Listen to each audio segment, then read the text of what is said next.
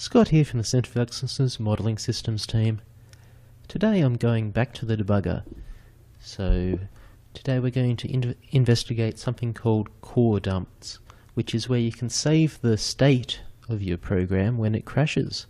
So if you've got something like a long running simulation where it just keeps ticking along and it's crashing somewhere like an hour into the simulation, you can save the complete state of the program and then go back to it in the debugger. So I'm here in my TotalView folder. So again, I've updated my GitHub thing, and now I've got a program called core dump.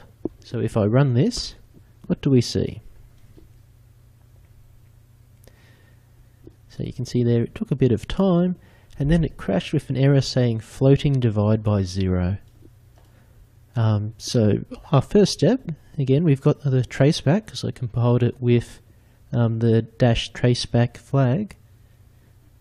We've got in the routine main in coredump.f90 at line 31, we've got an error.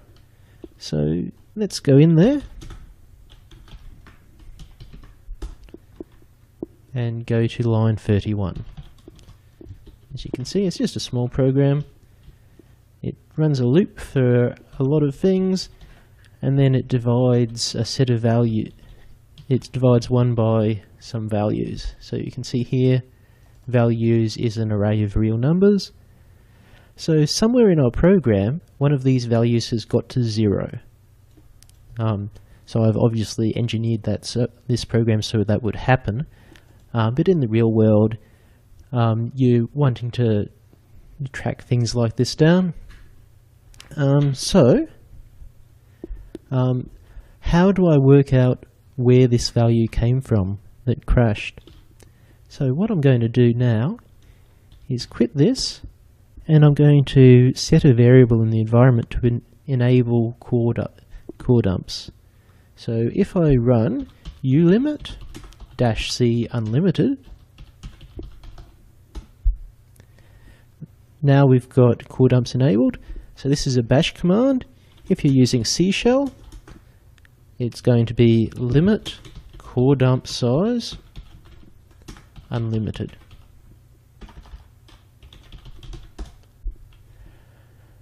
So now when I run my program, so I'll just show you the contents of the directory. I'm going to run core dump.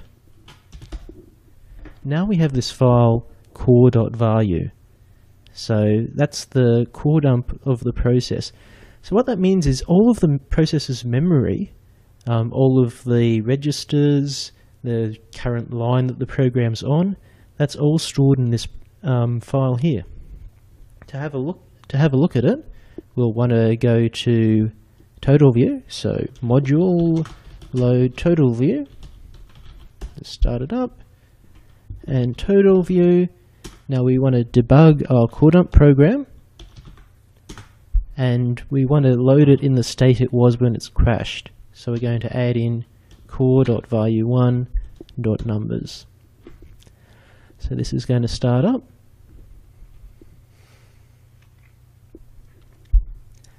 And as always, TotalView takes a little bit of time to start up.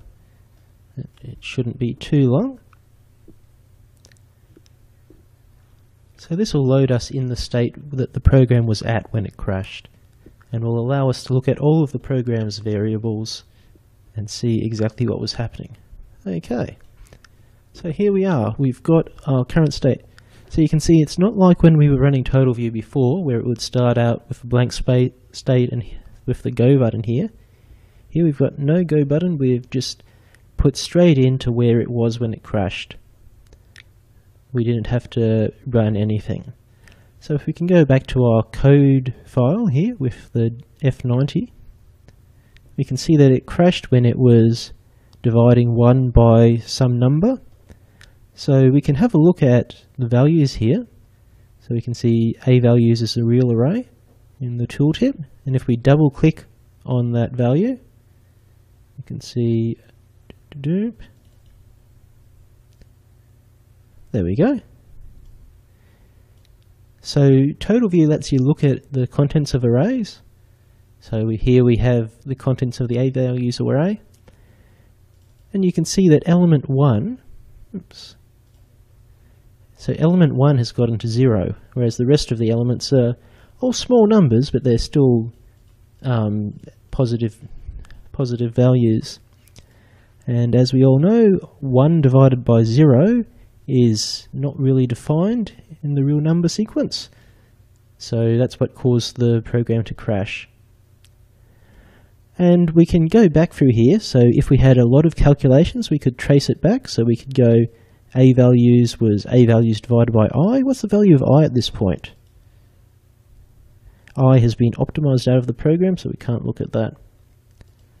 You can see here. So when you see stuff like this bad address thing, it just means things have been optimized out. But if there was a big sequence of calculations, you could trace your way back through them.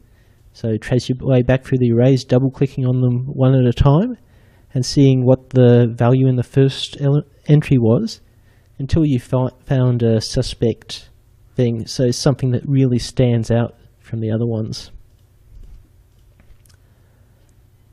So that's the basics of core dump debugging. So you just run TotalView with the core dump file. Yes, we do really want to exit. I'll just go to show the command options I did for that. One thing I've added here is -FPE equals 0. What this does is it enables floating point exceptions. So if you're encountering not a numbers in your simulation, one thing you can do is add this to your compiler flags, and that will make the model crash whenever it encounters not a number values.